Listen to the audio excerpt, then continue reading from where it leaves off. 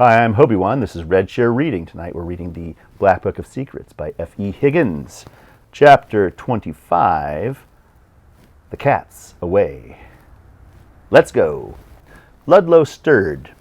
The log split on the fire beside him, and a new flame burst from its heart. He welcomed the warmth. Joe had long since reclaimed his cloak. "One day you will have a cloak such as this, Ludlow," he had said, "but it must be earned.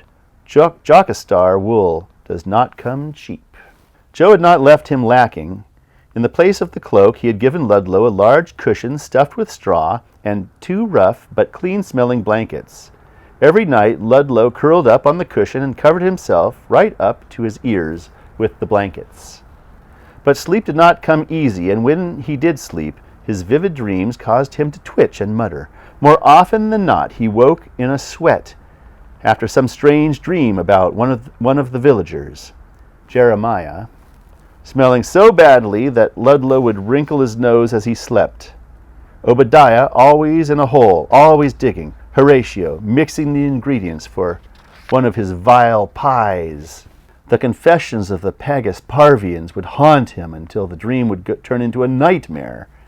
The villagers would recede into a sort of fog, and his father's face would suddenly appear above him.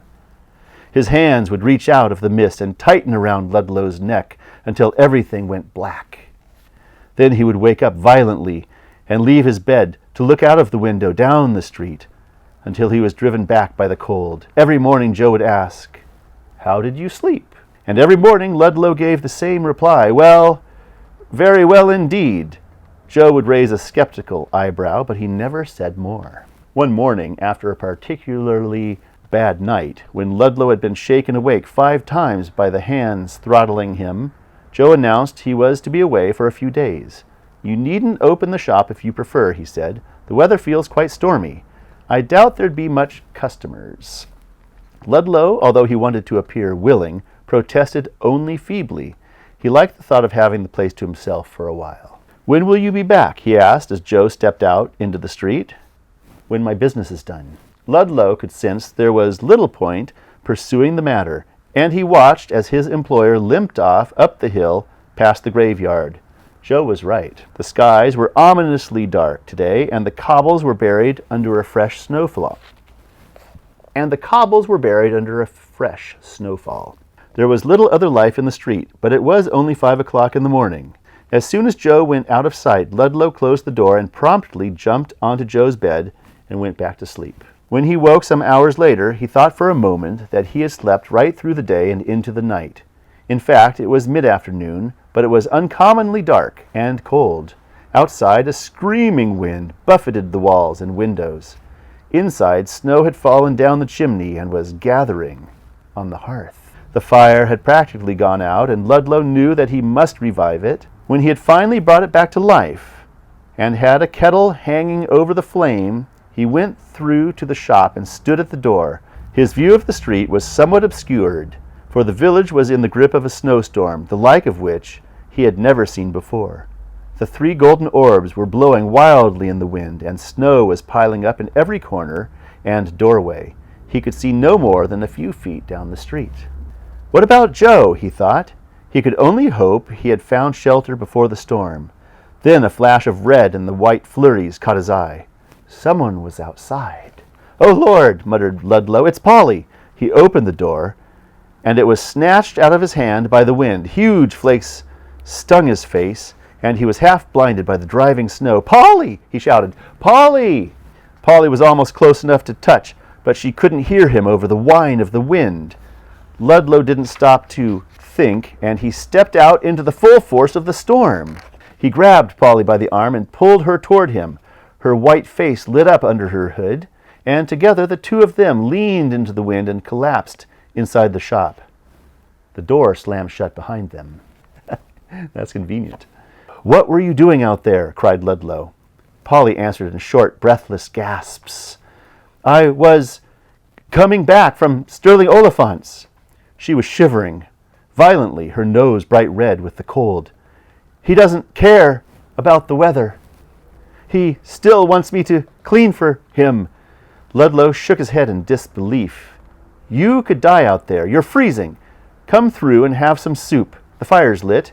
You can stay until the weather clears." Polly hesitated. She had only been behind the counter once, the night when she confessed to various petty crimes, mainly relating to Jeremiah Ratchet and her pilfering of small knickknacks from his house. Although she felt that she deserved them, and she needed the money, equally she felt the need to confess. "Where is he?" she asked. Looking around nervously, Polly couldn't help feeling a little scared of Joe Zabadow, and she was always afraid of what she might say if he looked at her with his cool gray eyes. Ludlow shook his head. "He's away. I'm in charge." Polly relaxed a little and followed Ludlow through to the fire, where she stood close enough to be singed, but not quite close enough to catch a light. "Mr. Ratchet would kill me if he knew I was here with you," she laughed. "He don't mind me spying for him, but he said not to fratter. Fratter, something with the two of you." "Fraternize?" asked Ludlow. "That's the word." "What do you mean, spying?" interrupted Ludlow. "So, is that why you come?" "Of course not," said Polly indignantly. "But it gives me a good excuse. Your Mr. Zabadow has Mr. Ratchet tearing his hair out. Jeremiah wants so badly to know what goes on up here that he's told me to look in the window every day and tell him what I see." "And what is that?" asked Ludlow stiffly. "Junk," she replied. "And?" She saw the look on Ludlow's face and added quickly, "I don't tell him nothing else, not even about the book. Maybe Jeremiah should come up one night," said Ludlow. "Ooh, yes, I bet he has a secret or two." Polly moved a little away from the fire and looked directly at Ludlow. "Do you?" Ludlow frowned. "Me?" "No. What do you mean? Of course not." "Don't get your pants in a pickle," Polly teased. "I was only asking. I suppose you don't need to sell your secrets. What with Joe? I suppose you don't need to sell your secrets. With what Joe pays you." Said Ludlow, thinking of a way to change the subject. "I told a lie or two when I was up here," said Polly suddenly. "When Joe said he paid for secrets, I reckoned the worser the secret was, the more money he'd give me." Quickly she put her hand to her mouth and shook her head, annoyed with herself. "I don't know why I told you that. I don't want you to think badly of me." Then she laughed. "Stop looking at me like that. It makes my tongue loose." She looked around again, more slowly this time. "So where is it then?" "What?" Ludlow wished Polly would stop asking him so many questions. "The Book of Secrets. The one you write in." "It's hidden," he said quickly, but his eyes flicked to Joe's bed before he could help himself. Polly saw, and in an instant dived for it. Ludlow lurched toward her, but he was too slow. Polly stuck her hand under the mattress and grabbed the black book. She pulled it out, jumped onto the bed, and held it out of Ludlow's reach. "Let's have a look, then," she said mischievously, waving it above her head. "There must be some interesting tales in here." "No," said Ludlow desperately. "It's forbidden. Joe says so." Polly laughed. "Joe's not here, in case you hadn't noticed. What harm could it do?" "No," said Ludlow, but with less conviction. After all, it wasn't as if Polly was suggesting something he hadn't already thought of. "I promised Joe," he said weakly. "Joe wouldn't know," said Polly slowly. "And you must have heard most of these secrets already. Only the ones from Pagus Parvis.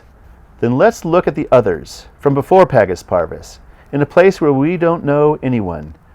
How could that be wrong? Ludlow could see how it made sense, probably because he wanted it too. He sat on the bed, feeling a crippling twinge of guilt, but ignored it.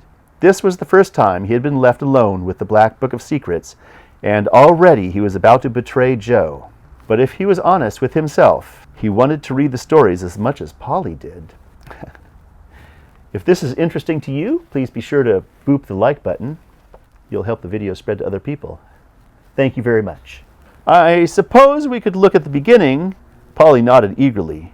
"The very first story, the oldest." "All right," said Ludlow firmly, "but no more." "Of course," said Polly. "Here you are, then," she said, handing Ludlow the book. I thought you wanted to read it," said Ludlow, putting his hands behind his back, as if by not actually touching the book, he wouldn't be part of the betrayal. "But I can't read, stupid," said Polly, matter-of-factly. "We don't all have your fine education." Ludlow sighed. And unable to hold off any longer, he took the heavy book from Polly's hands. Feeling slightly sick, he slowly opened the cover, smoothed down the very first page, and began. That's the end of chapter 25. Thank you for joining me. I'll see you again in chapter 26. Bye.